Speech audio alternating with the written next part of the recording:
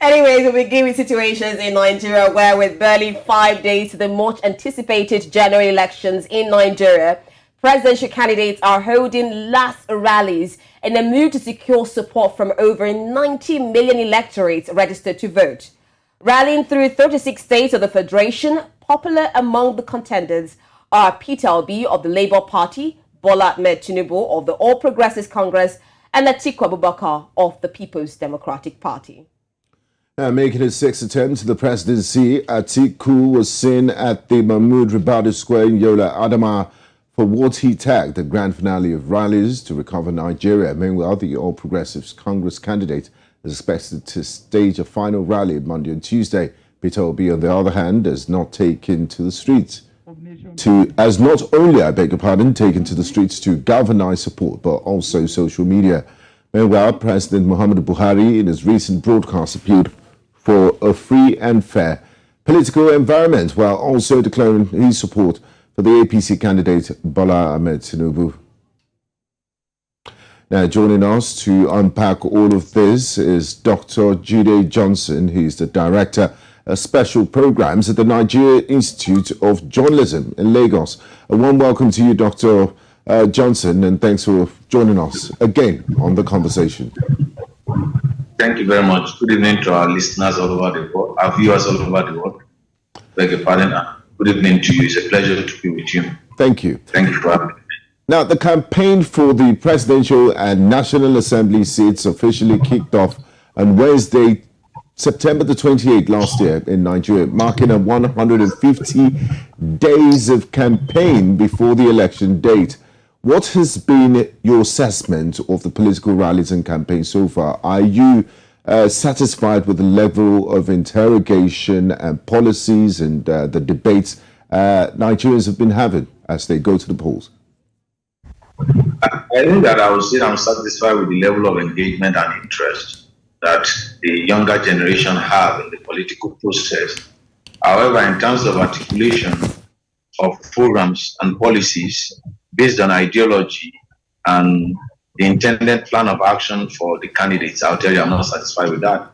But in terms of the engagement of the citizenry, particularly the younger generation, I'll tell you I'm really, really satisfied, because for the first time, we are witnessing a lot of first-time voters. We are going to see a lot of first-time voters participating in the process. In the past, election has always been limited to the older generation who have the patience and the time to go through the rigor of the electoral process. However, I think that there is much more interest from the younger generation, propelled by the NSAS protest that awakened the consciousness of an average youth in Nigeria to be interested in the political process. Beyond that, what the political parties have engaged is just mere jamboree, having rallies left, right, and center without actually articulating what they want to do. And then we've seen most of those rallies centering on abusing, insulting, and throwing tirades at other political opponents. So that's the way I've just seen the rallies. The rallies have not been able to drive home the point, because there's not even room for anybody to question the policy trust of this candidate. And unfortunately, we didn't have any opportunity for us to have a debate among the leading candidates, so that Nigerians can interrogate them, because the quality of questions you have determine the kind of answers you have. And the only way you can measure your intelligence is when you ask tough questions and you're able to respond to those tough questions. But they kind of did at Chatham House. Was that not enough? You see, Chatham House is like Nigerian Institute of International Affairs. It's unfortunate that we have to wait for the Chatham House. And when our leaders, Britain, I didn't see the Prime Minister of Britain coming to Nigerian Institute of International Affairs or coming to Shewya Adwa Center, Convention Center in Abuja, and I didn't see the President of the United States of America coming to Nigeria to come and talk to Nigerians with respect to what he wants to do, with respect to elections he wants to contest in America. I think it's an extension of the colonial mentality and that our political class have with respect to the electorates in Britain. The electorates are here in Nigeria. All of them were quick to go to Chatham House to explain to them. But for them to do a debate here in Nigeria, they run away from such debate. So as far as I'm concerned, I'm not interested in what happened. Chatham House is just a a private-owned institute whereby you bring for policy discussion of what we've been going to Britain to discuss issue. In what we as Britain or America help that cause. It's only Nigerian that can solve Nigerian problems. Okay. They say charity begins at home. But unfortunately, our leaders, their own charity begins from abroad. In any case, they live abroad, they go for medical treatment abroad, their houses are abroad, their investment are abroad, and their currencies too are in foreign currency. So I'm not too surprised. That's their audience, and that's their world, and that's their life, and that's why they prefer to go to Chatham House other than come to various TV stations in Nigeria to articulate their views and point out what they want to do with respect to the policy trust 2022 to 2027. Okay, while there are still mixed reactions of this Chatham House address, I mean, while you talk about the fact that these should come from Nigerians, at the Chatham House debate, it was actually Nigerians who were asking the questions. But that's just one point. I'm going back to an issue which you raised. You talked about the progressive engagement of citizens. You also talked about the political parties and candidates making a jamboree of all the rallies. Now, we know that for political campaigns, one of the major purpose of this is to persuade the voters. That's one of the essences of the political campaigns and rallies, so that you could actually pick them as your preferred candidate. But most often we see that this persuasion involves bribing voters with incentives for their votes. Now, from your own assessment, has there been a large scale of voter inducement for this election? You see, I've said it's absolutely impossible for you to stop any sort of inducement when it comes to election. You can only limit the capacity of people to rig. Rigging is part of human nature. Having inducement with respect to election is part of human nature. So we see one form of inducement or the other. At least they will still share rice, they will share curry, they will share bread, they will share recharge card, they give them t-shirts and the rest of it, and they will do, we will call in the last election, trader money and whatever name they give to that money that was being shared across the length and breadth of Nigeria. But voters inducement. And we saw in Rivers State whereby we saw the governor appointing close to about 200,000 each, close to the election. That is one form of inducement or the other. So you can't rule out the inducement, but the bottom line is that you can limit the capacity of the political class to manipulate the process, to abuse the level of inducement they will have with the process. So they will use all manners of persuasion. It will be financial, it will be material, it will be rhetorics, it will be communication to try to persuade people. But I tell you, are Nigerians being persuaded? I think that what will win this election is appeal to base. And you see that every of the political class is appealing to base. Those that have ethnic base, those that have religious base, and those that have populism base. So there's nothing you can do to change the mind of people with respect to this election.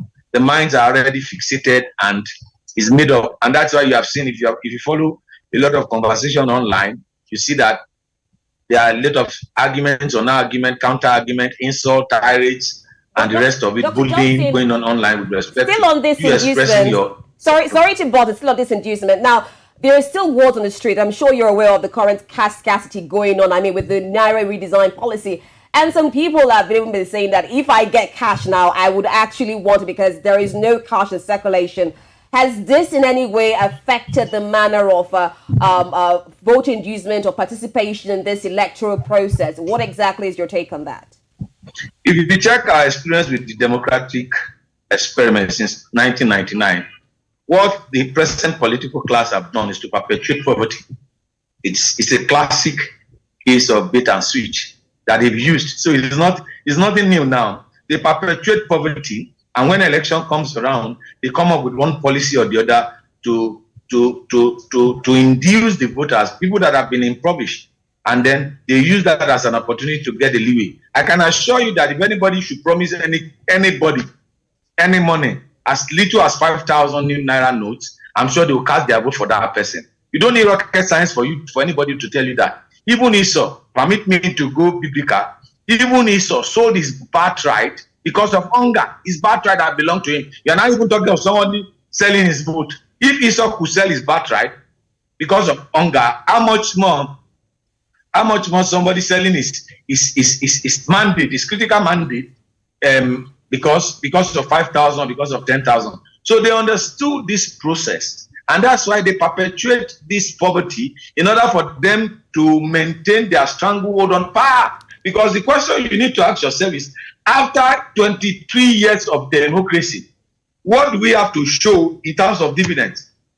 How many people have they been raised as the government raised from poverty level? How many people in the last 5 years, in the last 8 years, in the last 7 years? All you hear are just mere campaign promises and rhetorics. I built Lagos, I built Nigeria, I built this, I built that. Who built who? If you build all the infrastructure and you don't build people, you don't eradicate poverty, you don't empower the people, you don't create employment opportunity, you are building nonsense.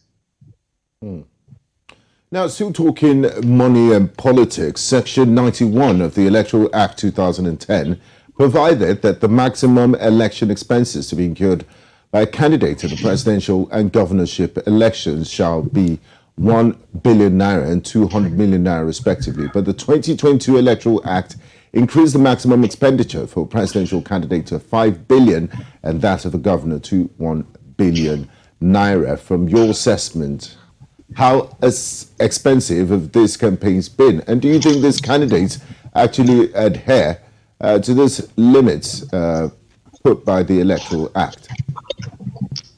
I will say first thing that, I don't know, whether it's INEC or whether it's Central Bank, whether the campaigns submit their campaign funding to INEC for INEC to know about it. You see, we have a lot of laws in Nigeria that are just there, just existing on paper without record execution.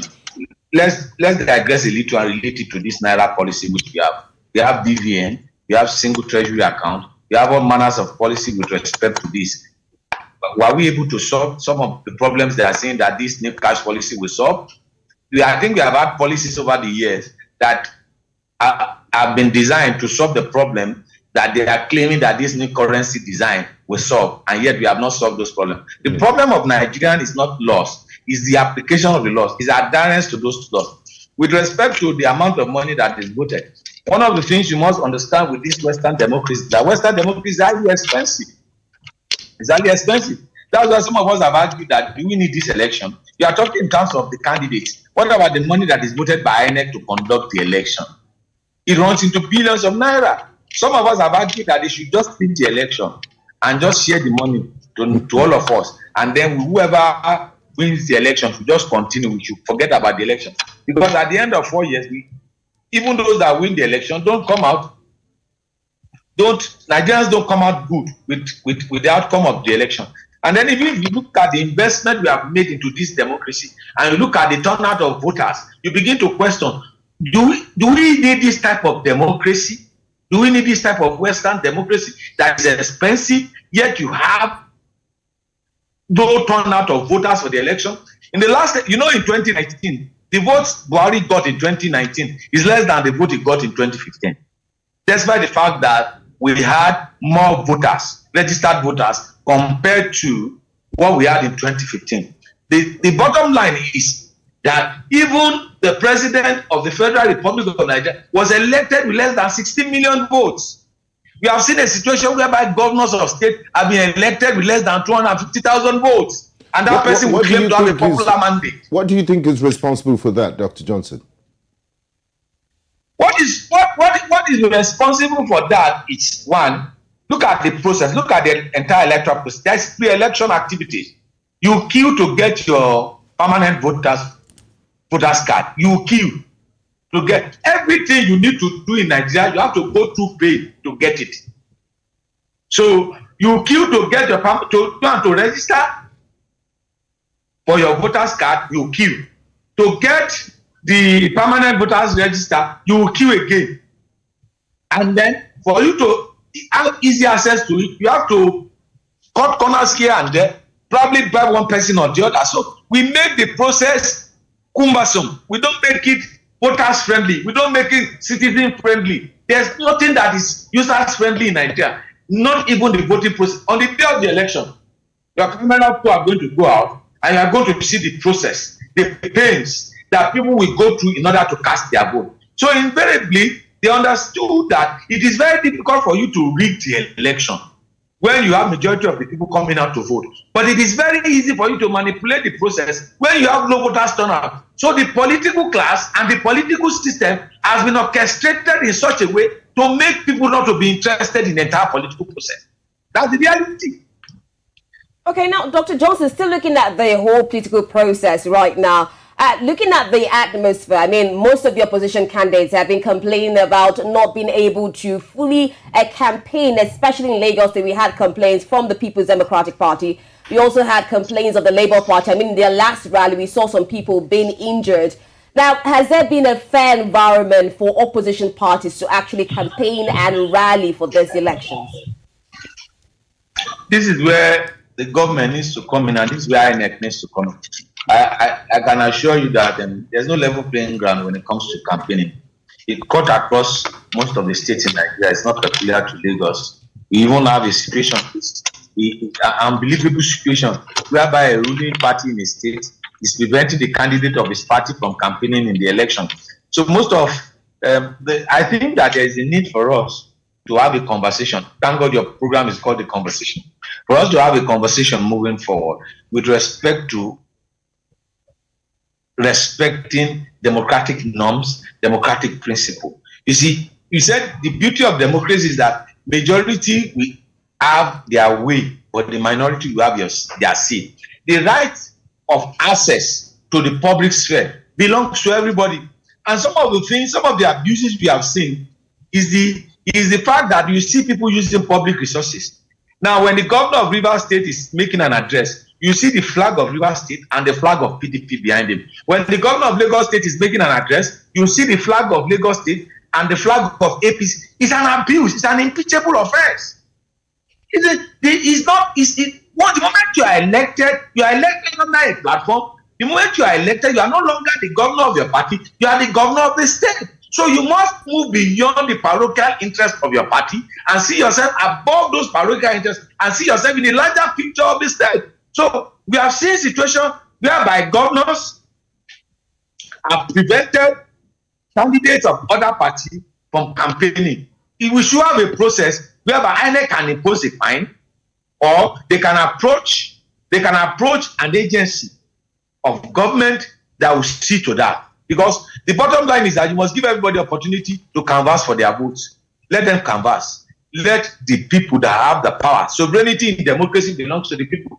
Let the people be the ultimate judge of Dr. Johnson, is it just the candidates who are perpetrating this? Because even for the incidents that we had, we didn't see the candidates in those atmospheres, but we see supporters being the ones to perpetrate this violence. So can you, or rather, how have the supporters also contributed to this political violence going on? You see, when you see something dancing on the river in Maluku Dale, when you see something dancing on top of the river, the person beating the drum is at the bank of the river. Are you getting me? These people cannot have the effort to do what they are doing if they don't have some level of support, either political or otherwise. Because I've asked you this, how many people have they prosecuted with respect to tampering with election result? How many people have been prosecuted with respect to violence concerning election? We had an election result, a test case in 2019, whereby the electoral returning officer said gun was pointed to his head to declare the result. And the result was declared, and the person that was declared is still a standing senator till date. That's why the fact that the result was declared under duress, with gun pointed to his head, and not even one person has been prosecuted. I've asked this: if you don't make an example of people that have committed infractions, that have committed a crime against the state, I can assure you that you perpetuate what we are seeing. You perpetuate the chaos, you perpetuate the disorder, and you perpetuate the kind of violence, free for all violence that we see happening in our state. As a citizen, I have the right to my choice. It's my free will. I'm a Lagosian and I'm living in Lagos, and I'm a Lagosian and I'm from the Southwest. So I'm not conditioned to vote for anybody from the Southwest. Neither am I conditioned to vote for somebody from the North. I'm not conditioned to vote for anybody under duress. I'm conditioned to vote for someone on the basis of my conviction. And that's the basis in which we should practice this democracy. Now, Dr. Johnson, still talking security. Nigeria's had a few off-cycle elections, and in those elections, we've seen the conduct to be quite peaceful because the security agencies have the luxury to deploy quite a large number of their operatives to keep the peace there. But we won't have the luxury to do that in these general elections because the whole country will be voting. What do the security agencies need to do to keep peace? And why is it important to have a violent-free election? Now, you see, that's why some have argued that we need to domesticate our policing. Domestication, if you can't have state policing, at least you domesticate it. What do I mean by domestication? Post people from their locality back to their locality to do the policing. Are you getting my point? You can't bring someone from, let me say, from Katsina State to come and be the DPO of a police station in Oshodi or in Mushi. Why don't you look for somebody from that area that is in the police to be there? At least if you can achieve state policing, let us domesticate police by true posting. I was in Kaduna last week. I came back to Lagos on Sunday. And I was told, oh, there is crisis in Lagos. I grew up in Lagos. I knew Lagos. If there are crises in Lagos, I can tell you the trouble spots. Abule Ekpa, Fagba, Ojota. You can begin to name those places that you have those trouble spots. If you are conversant with Lagos, you know those spots. There are flashpoints. Now, if you know the flashpoints, during election, you post your personnel to those flashpoints. There are areas that are peaceful, that you don't even hear anything happening there. But you know the flashpoint. Now, those flashpoints, those are the red lights. Those are the areas that you need to heavily secure to ensure that there's no breakdown of law and order. But what do we see? I can assure you that on the day of the election, prior to the election, you see a lot of mobilization of security agencies and personnel. Shortly after the election, go to the collation center. Each ward has a collation center. Because you are doing House of Rep election, each presidential election, there will be collation center at the local government, and then you have the House of Rep collation center, and then you have the senatorial collation center. Now, these collation centers are known, they are identified. These are areas that you need to fortify with. The moment we are through with the election, I'm saying this for a fact. What happens is that you just see that you only see few policemen and few security personnel at the collation center. Majority of them will have gone home. Whereas the critical infrastructure of democracy is election. Without election, there can't be democracy. That's the critical infrastructure. That is the instrument of power. That is the channel through which you can have access to power, to public governance in democracy. That is what we should secure. That is national security. That is what we should secure with our security. But what we have is that, well, we see the presence, 60,000, 70,000, they mobilize them. We just hear it on the pages of newspaper on the day of the election. You just go around and observe. Observe what I'm saying. I'm telling you what I've observed over the years. Once you get to the collation center, at the ward level, you won't see presence of too many police or security agencies. Well, as soon as the election is declared, we're hoping that this time around will be different, actually, Dr. Johnson. Majority of them are gone. We're hoping that this time around will be different. I mean, we're having a lot of expectations, not just for security agencies.